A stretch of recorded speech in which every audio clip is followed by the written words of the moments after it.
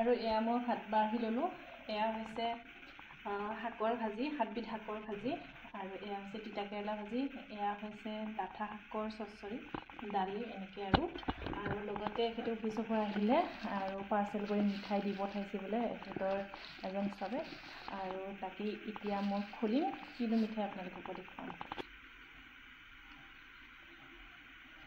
আৰু এয়া হৈছে মিঠা,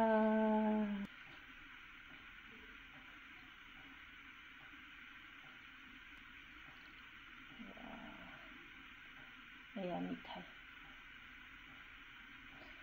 আৰু এতিয়া লগতে থাকিব আমাৰ মিঠাই। এতিয়া আমাৰ ভাতৰ থালিখন সম্পূৰ্ণ হৈ গ'ল। এতিয়া খাই লওঁ, খাই লৈ এতিয়া বোৱাৰী চাবলৈ ৰেডি হওঁ।